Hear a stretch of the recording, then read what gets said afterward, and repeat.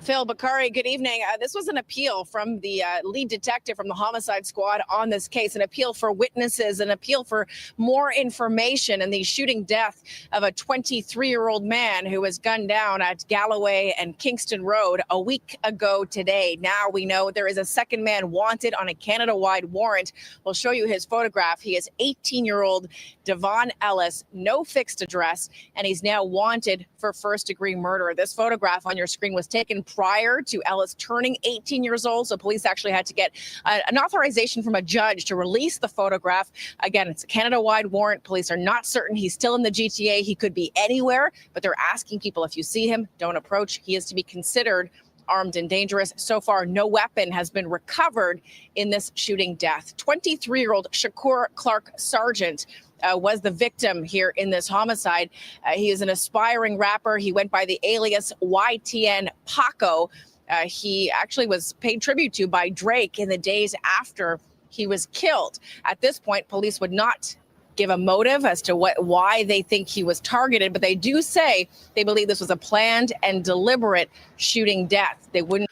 So, first of all, another young, senseless murder in Toronto, and it's pretty sad because all of these kids just out here ruining their lives, and a lot of it you hear rappers. I see a big trend with rappers being killed in Toronto over and over and over and over again, which is really, really crazy because it all happens obviously at a young age. So these kids don't even get to live their full potential because they get taken out so early.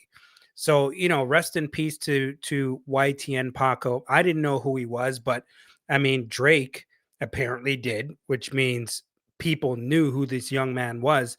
And I don't know if this is gang affiliated or not. I haven't heard that it is.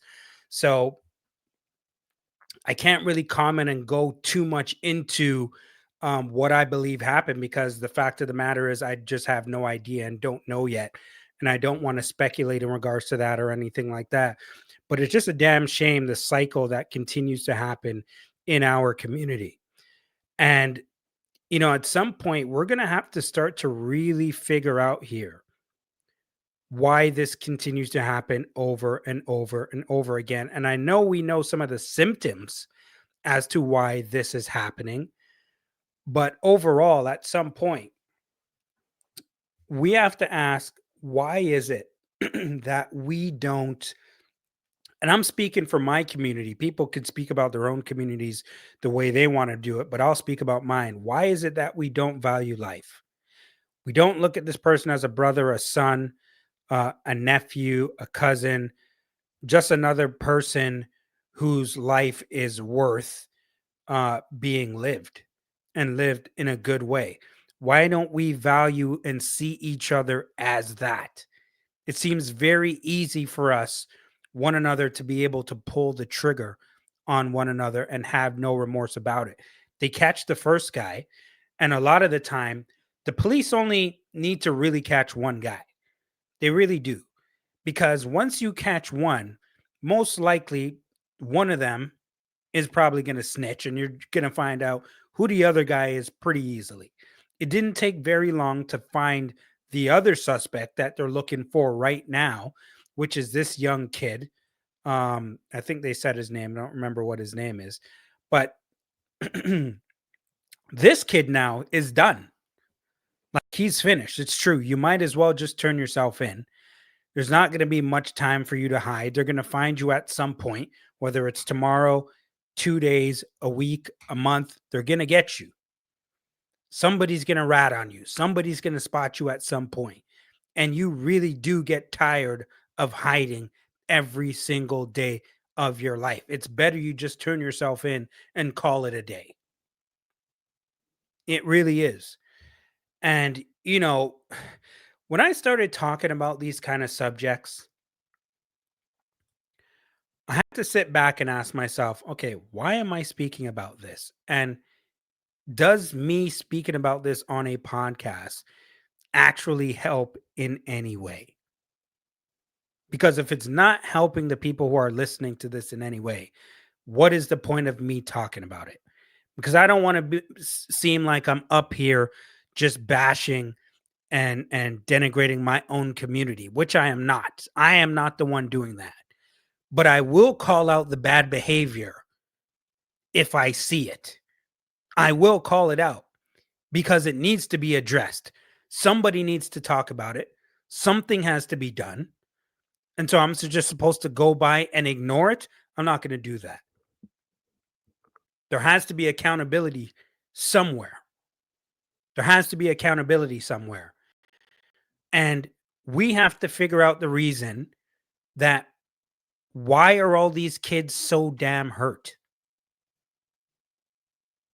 There's no love in them. A lot of them. Some of them. A few of them. You see how I went down there? Because at the end of the day, we do have to realize this before I play some more of this video. The overwhelming majority of people in every community are good.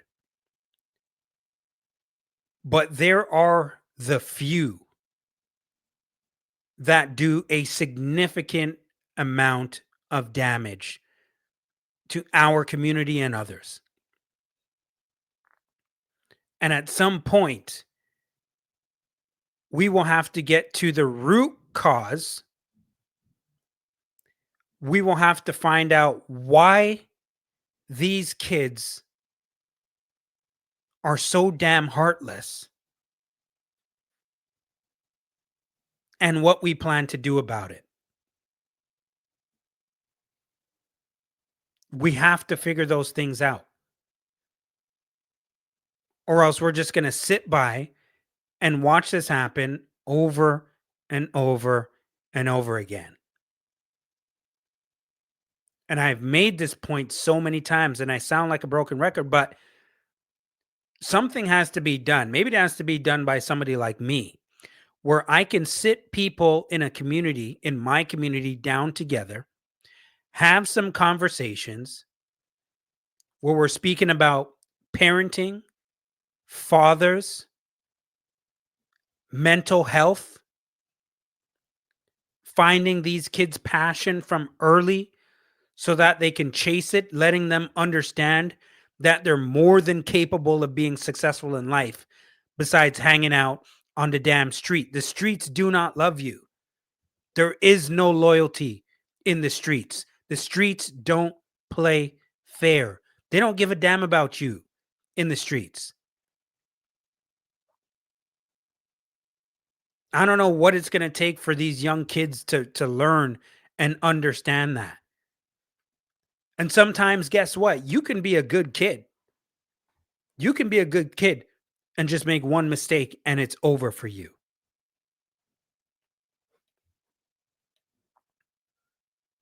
But there has to be some hard conversations here because something is wrong.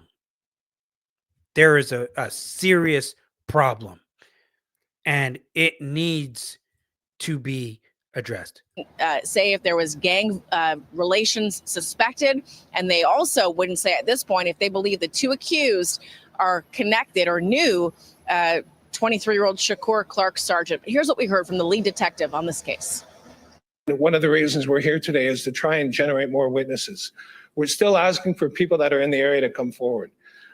So I would ask that if you have any information, come forward. But to comment on the planned and deliberate, that simply means that this was planned. We believe it was planned and we believe it was deliberate. Police would not talk about the circumstances surrounding this homicide. Certainly, this is a case that's now going to be before the courts. There's a 21-year-old man named Duovon Ellis who's already been arrested and charged with first-degree murder. He was arrested within 24 hours after this shooting death happened. As for 18-year-old Duovon Ellis, police say he also goes by the alias Douvou. Again, if you see him, do not approach. Police are urging him to turn himself in. And they're also reminding people, if you know where Mr. Ellis is and you are harboring him, you're protecting him and keeping him safe in your home, for example, that's also a criminal offense. And so you'll be held accountable if police actually find that to be the case when Mr. Ellis is arrested. Back to you. Okay. And see, that's key too, right? If they find out that you're harboring this kid, you're done as well. They will charge you for something. But overall, what I was mentioning before too is that we always got to ask ourselves, what are you, and I say this many times. I've said it over and over and over again. I say that term so many times, but what are you dying over? Like, seriously, I can almost guarantee you that whatever this young kid, YTN Paco, was murdered for was something stupid. Guaranteed. Not worth it whatsoever. Just a bad judgment call.